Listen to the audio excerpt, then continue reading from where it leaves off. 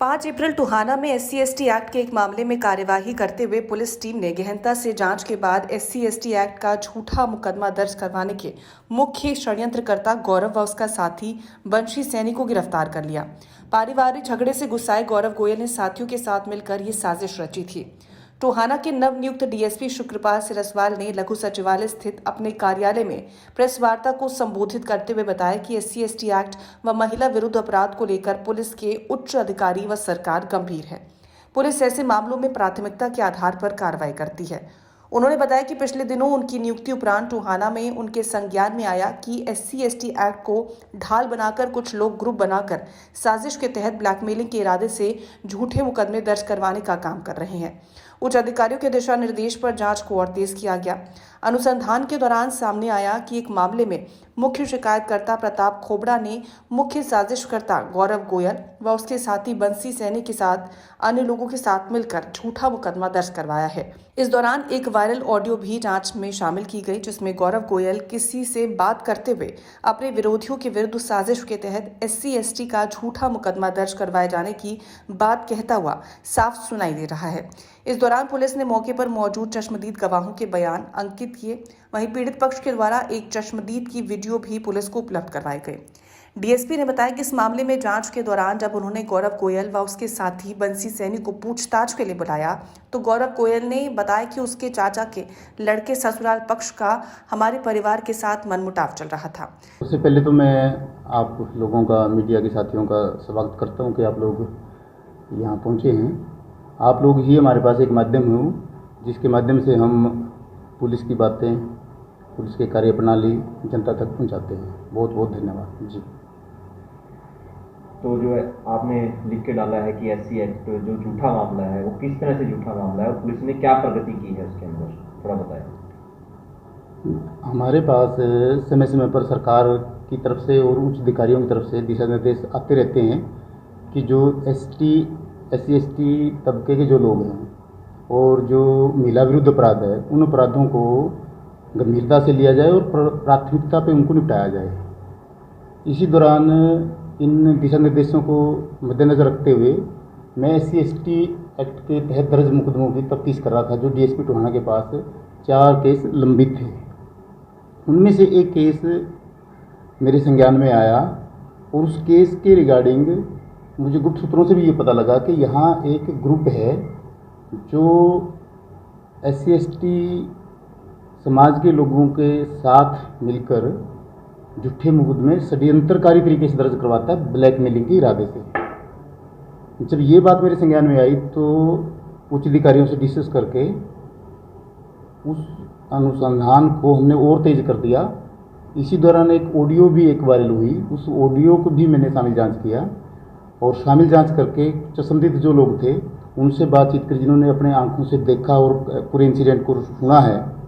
जब मुझे ये तसल्ली होगी कि ये मामला झूठा है, ना केवल झूठा है बल्कि जानबूझकर एक षड्यंत्र के तहत अपने विरोधी पक्ष के खिलाफ दर्ज करवाया गया है। जब उस मामले में पूछताछ के लिए 2 लोगों को मैंने बुलाया तब ये खुलासा हुआ कि उनमें से कुछ लोग धरने पे बैठे थे यहाँ पुलिस के ऊपर ये दबाव बनाने के लिए कि झूठे मुकदमों में भी पुलिस आरोपियों को अरेस्ट करे, उनको गिरफ्तार करे। जी, मैं ये संदेश देना चाहता हूँ कि झूठे मामलों की वजह से पुलिस प्रशासन को काफ़ी एनर्जी, काफ़ी ऊर्जा और समय को बर्बाद करना पड़ता है, जिसकी वजह से जो सही मामले हैं, जो गंभीर मामले हैं, उनमें भी पुलिस को देरी का सामना करना पड़ता है। इसलिए हम आपकी इस प्रेस कॉन्फ्रेंस के माध्यम से ये एक संदेश पब्लिक को देना चाहते हैं कि झूठे मुकदमे दर्ज करवाने वाले सावधान हो जाएं, ताकि सच्चे मुकदमों में जनता को न्याय दिया जा सके। तो उन 2 लोगों को, जिनमें एक मुख्य आरोपी है जो साजिश करता है और जो एक अनुसूचित जाति से संबंधित मुख्य शिकायत करता है, वो भी हमारी गिरफ्त से बाहर है। इस संबंध में हमने 2 लोगों को गिरफ्तार किया है। एक गौरव गोयल नाम का व्यक्ति है, एक बंशी सैनी नाम का व्यक्ति है और इनके अन्य साथी भी इसमें वांछित है। ये लोग SC/ST समाज के लोगों को अपने विश्वास में लेकर उनको मोहरा बनाकर गलत तरीके से झूठे और षड्यंत्रकारी मुकदमे दर्ज करवाते हैं। इस मामले में तफ्तीश के दौरान मैंने उन लोगों के खिलाफ कार्रवाई करी है। इसलिए कार्रवाई की है ताकि महिला विरुद्ध अपराध और SC/ST मामलों के अलावा बाकी समाज को भी न्याय सुनिश्चित किया जा सके, इसलिए ये कदम हमने उठाया है। सर, इनकी किन किन धाराओं के तहत पर्चा दर्ज FIR लॉन्च हुई है, करके बताएं। ये एक लीगल पॉइंट है, ये यहाँ डिस्कस करना ठीक नहीं रहेगा। जो भी एप्रोप्रिएट सेक्शंस ऑफ लॉ है और प्रोसीजर को फॉलो करते हुए हमने उसमें वो ऐड किए हैं, इजाद किए हैं। उसी मुकदमे में SC/ST के प्रावधानों के तहत जो मामला दर्ज है उसी में हमने नए सेक्शंस इसमें इजाद करके और उनकी गिरफ्तारी करी है 2 आरोपियों की। ये झूठा मामला है? ये तफ्तीश के दौरान मेरे संज्ञान में इस दौरान एक ऑडियो वायरल हुआ था, उस ऑडियो को मैंने जांच में शामिल कर लिया, क्योंकि मैं खुद ही जांच कर रहा था बीइंग SC/ST केस। तो उस ऑडियो शामिल जांच कर लिया मैंने। फिर मौके पे जाके उन गवाहों से बातचीत करी, कुछ और तथ्य ऐसे फाइल पे सामने आए जो फाइल का जो FIR का जो कंटेंट है, जो उसका मजमून है, उस मजमून की वो पुष्टि नहीं कर रहे थे। ना केवल पुष्टि कर रहे थे बल्कि वो तथ्य झूठे भी थे, और ना केवल झूठे थे बल्कि वो फैक्ट साजिशपूर्ण भी थे। तो इससे जब मैं इस निष्कर्ष पे पहुंच गया कि ये साजिश के तहत मुकदमा दर्ज करवाया गया, ये मामला केवल झूठा नहीं है बल्कि ब्लैकमेलिंग के इरादे से दर्ज साजिश के तहत दर्ज करवाया गया मामला है, इसलिए मुझे इस मामले में इस तरह की कठोर कार्रवाई करनी पड़ी है। मुख्य आरोपी नहीं काबू हुआ? जी, मुख्य आरोपी फिलहाल धरना स्थल से अपने साथियों के साथ वो गायब हो गया। जैसे ही मुख्य आरोपी के नॉलेज में ये बात आई कि पुलिस इस मामले में कार्रवाई कर सकती है, तो वो धरना स्थल से अपने साथियों के साथ गायब हो गया है। उसके लिए उसको अरेस्ट करने के लिए हमने टीमें गठित कर दी है और बहुत जल्द ही हम उसको पुलिस की गिरफ्त में ले लेंगे और कानूनी कार्रवाई करेंगे। प्रताप खोबड़ा ने जो पूर्व में FIR दर्ज कराई थी SC/ST एक्ट के तहत, उसको खारिज करने के लिए क्या पुलिस ने अदालत में कोई दरखास्त दी है? किसको खारिज, दोबारा रिपीट करेंगे? प्रताप खोबड़ा ने जो पहली FIR दर्ज कराई थी वो CM विंडो के थ्रू करवाई थी। उस FIR कटने के बाद क्या पुलिस ने उसको कैंसिलेशन के लिए कोई अदालत में या कोई और कार्रवाई की है? प्रताप खोबड़ा, गौरव गोयल और इस तरह के जो ग्रुप यहाँ पर ऑपरेट करता है, उनके द्वारा दर्ज करवाए गए झूठे मुकदमों की, तमाम झूठे मुकदमों की मैं जांच करूँगा, और उसमें अगर इस तरह की बात दोबारा से कोई सामने आती है कि साजिश के तहत वो दर्ज करवाया गया था, तथ्य अगर फाइल पे नहीं आए उसकी पुष्टि के लिए वो बात अलग है। अगर साजिश के तहत दर्ज करवाया गया है तो मैं उसमें संबंधित लोगों के खिलाफ कार्रवाई करूँगा। जी, इस मामले में आपने मुख्य षड्यंत्रकर्ता, मुख्य आरोपी का जिक्र किया, इसमें कितने लोग आपने दर्ज लिए हैं इस मामले में? कितनों की गिरफ्तारी हो चुकी है? क्या कुछ लोग अभी भी बाकी हैं या इस तरह के और भी मामले हैं, क्या कहेंगे? जी, इसमें कुछ और भी लोग शामिल हैं जिनकी भूमिका की जांच की जा रही है।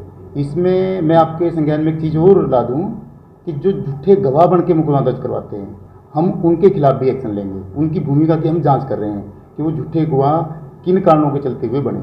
उनका भी कहीं इरादा ब्लैकमेलिंग का तो नहीं है, तो इसलिए हम उनके खिलाफ भी कार्रवाई करेंगे। उनके नामों का खुलासा मैं अभी नहीं करूँगा, समय आने पर उनके नामों का खुलासा किया जाएगा। मुख्य आरोपी का आपने जिक्र किया और मुख्य साजिशकर्ता का। मुख्य साजिशकर्ता इसमें गौरव गोयल नाम का एक व्यक्ति है, जो किसी पारिवारिक दूसरे अपने विरोधी पक्ष के खिलाफ उसका कोई पारिवारिक मसला है, उसकी वजह से वो गुस्से में उसने जो है ये साजिश रची अपनी रंजिश रखते हुए। और एक जो मुख्य शिकायत करता है वो अनुसूचित जाति से संबंध रखता है, उसको साथ लेकर और कुछ अन्य लोगों के साथ लेके ये झूठा मुकदमा साजिशपूर्ण तरीके से दर्ज करवाया है, इसलिए हम ये कार्रवाई कर रहे हैं। तो इसमें अभी कुछ और लोग भी बाकी हैं, कुछ बताएंगे उनके बारे में? जी, मैं और लोग भी इसमें शामिल हैं और उनकी भूमिका की जांच कर रहा हूँ। उनके नाम अभी मैं नहीं बता पाऊँगा आपको। कुछ और भी केस आपके संज्ञान में आए हैं? जैसे आपने अभी शुरुआत में जिक्र किया था कि कुछ केस हैं, कुछ केस आपके पास आए, ये कुछ है या आप वैसी बात कर रहे हैं? नहीं, मेरी नॉलेज में मेरे पास इस तरह की खुफिया सूचनाएं भी है कि काफ़ी मुकदमे जो है इस तरीके के मिलेंगे, और मेरे कुछ नॉलेज में भी है मामले इस तरह के, उनकी मैं जांच कर रहा हूँ। अगर उस जांच में उन फाइलों को मैं वापस मंगवा के उनका अवलोकन करूँगा, अगर मुझे कोई ऐसा मामला संज्ञान में आता है जिसमें इतने सख्त प्रावधानों SC/ST के तहत झूठा मुकदमा दर्ज करवा के कार्रवाई करवाई गई है और बाद में वो मुकदमा खारिज हुआ है, कैंसिल हुआ है। अगर वो सिर्फ झूठा था और तथ्य सामने नहीं आए तो बात अलग है। अगर मुझे ये लगा कि वो जानबूझ के साजिश के तहत दर्ज करवाया गया है ब्लैकमेलिंग के इरादे से, तो उसमें मैं कार्रवाई करूँगा। लेटेस्ट वीडियोस के लिए अभी सब्सक्राइब करें A1 हरियाणा को और प्रेस करें बेल आइकन ताकि सभी अपडेट्स आपको मिले सबसे पहले।